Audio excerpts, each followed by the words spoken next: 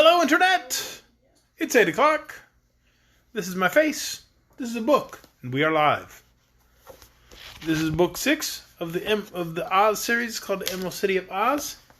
And tonight we are on chapter 8, How the Grand Gallipoot Joined the Gnomes. I've got all of my munchkins aligned over here. I've got an extra munchkin trying to figure out how to fix her phone. Is in the house with us. Bonus munchkins this evening.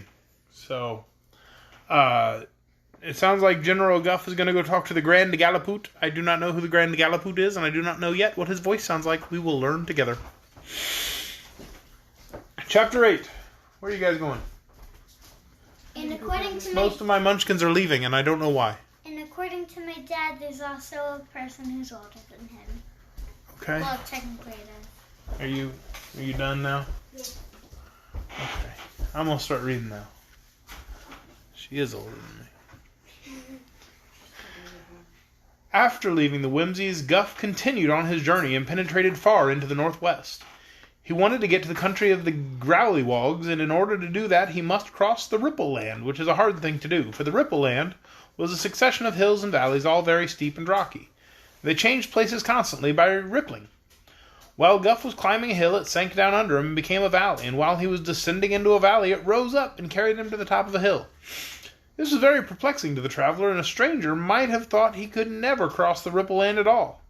But Guff knew that if he kept steadily on, he would get to the end at last, so he paid no attention to the changing hills and valleys, and plodded along as calmly as if walking upon the level ground. Bye, Bonus Munchkin! Bye! The result of this wise persistence was that the general finally reached firmer soil and, after penetrating a dense forest, came to the dominion of the Growlywogs. No sooner had he crossed the border of this domain than 2 guards seized him and carried him before the Grand Gallipoot of the Growlywogs, who scowled upon him ferociously and asked him why he dared intrude upon his territory. The Grand Gallipoot of the Growlywogs sounds like something from a Dr. Seuss book. And there's just a lot of words that are just total nonsense in this chapter so far, and I don't know if I'm here for it. I'm the Lord High General of the invincible army of the Nomes, and my name is Guff, was the reply. All the world trembles when that name is mentioned. The Growlywogs gave a shout of jeering laughter at this, and one of them caught the gnome in his strong arms and tossed him high into the air. Guff was considerably shaken when he fell upon the hard ground, but he appeared to take no notice of the impertinence, and composed himself to speak again to the Grand Gallipoot. My master, King Roquat the Red, has sent me here to confer with you. He wishes your assistance to conquer the land of Oz. Here the general paused, and the Grand Gallipoot scowled upon him more terribly than ever, and said, Go on. The voice of the Grand Gallipoot, see, after I read in his voice, they tell me what his voice sounds like, so I found out I did it all wrong. The voice of the Grand Gallipoot was partly a roar and partly a growl, so I guess he said, Go on. He mumbled his words badly, and Guff had to listen carefully in order to understand him. These Growlywogs were certainly remarkable creatures. They were of gigantic size, yet were all bone and skin and muscle, there being no meat or fat upon their bodies at all. Their powerful muscles lay just underneath their skins, like bunches of tough rope, and the weakest Growlywog was so strong he could pick up an elephant and toss it 7 miles away. It seems unfortunate that strong people are usually so disagreeable and overbearing that no one cares for them. In fact, to be different from your fellow creatures is always a misfortune. The Growlywogs knew that. They were disliked and avoided by everyone, so they had become surly and unsociable even among themselves. Guff knew that they hated all people, including the gnomes, but he hoped to win them over nevertheless, and knew that if they succeeded, they would afford him a powerful assistance. The land of Oz is ruled by a namby-pamby girl who's disgustingly kind and good, he continued. Her people are all happy and contented and have no care or worries whatever. Go on, growled the Grand Gallipoot. Once the Gnome King enslaved the royal family of Ev, another goody-goody lot that we detest, said the general. But Ozma interfered, although it was none of her business, and marched her army against us.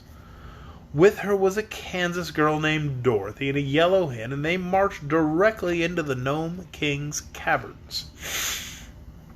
There they liberated our slaves from Ev and stole King Roquat's magic belt, which they carried away with them.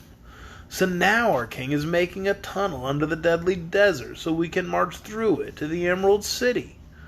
When we get there, we mean to conquer and destroy all the land and recapture the magic belt. Again he paused, and again the Grand Gallipoot growled, "Go on!" Guff tried to think what to say next, and a happy thought soon occurred to him. "We want you to help in this conquest," he announced, "for we need the mighty aid of the Growlywogs in order to make sure that we shall not be defeated. You are the strongest people in all the world, and you hate good and happy creatures as much as we gnomes do. I'm sure it will be a real pleasure for you to tear down the beautiful Emerald City, and in return for your valuable assistance, we will allow you to bring back to your country 10,000 people of Oz to be your slaves." 20,000, growled the Grand Gallipoot. "All right, we promise you 20,000, agreed the general. The Gallipoot made a signal, and at once his attendants picked up General Guff and carried him away to a prison, where the jailer amused himself by sticking pins in the round, fat body of the old gnome to see him jump and hear him yell. But while this was going on, the Grand Gallipoot was talking with his counselors, who were the most important officials of the Growlywogs. When he had stated to them the proposition of the Gnome King, he said, "My advice is to offer to help them. Then, when we have conquered the land of Oz, we will take not only our 20,000 prisoners, but all the gold and jewels we want."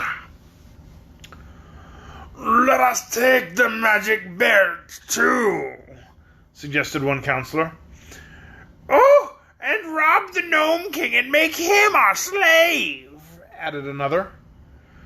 "That is a good idea," declared the Grand Gallipoot. "I'd like King Roquat for my own slave. He could black my boots and bring me my porridge every morning while I am in bed." "There is a famous scarecrow in Oz. I'll take him for my slave," said a counselor. "I'll take Tick-Tock the Machine Man," said another. "Give me the Tin Woodman," said another. They went on for some time, dividing up the people and the treasure of Oz in advance of the conquest, for they had no doubt at all that they would be able to destroy Ozma's domain. Were they not the strongest people in all the world? "The deadly desert has kept us out of Oz before," remarked the Grand Gallipoot. "But now that the Gnome King is building a tunnel, we shall get into the Emerald City very easily. So let us send the little fat general back to the king with our promise to assist him. We will not say that we intend to conquer the gnomes after we have conquered Oz, but we will do so just the same." This plan being agreed upon, they all went home to dinner, leaving General Guff still in prison. The gnome had no idea that he'd succeeded in his mission, for finding himself in prison, he feared the Growlywogs intended to put him to death. By this time, the jailer had tired of sticking pins in the general and was amusing himself by carefully pulling the gnome's whiskers out by the roots, one at a time. Ouch! This enjoyment was interrupted by the Grand Gallipoot sending for the prisoner. "Wait a few hours," begged the jailer. "I haven't pulled out even a quarter of his whiskers yet." "If you keep the Grand Gallipoot waiting, he'll break your back," declared the messenger. "Perhaps you're right," sighed the jailer. "Take the prisoner away if you will, but I advise you to kick him at every step he takes. Will be good fun, for he is as ripe as a peach."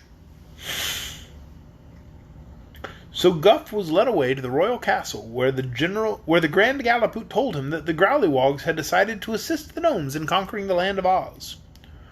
"Whenever you are ready," he added, "send me word and I will march with 18,000 of my most powerful warriors to your aid." Guff was so delighted that he forgot all about the smarting caused by the pens and the pulling of the whiskers. He did not even complain of the treatment he had received, but thanked the Grand Gallipoot and hurried away upon his journey.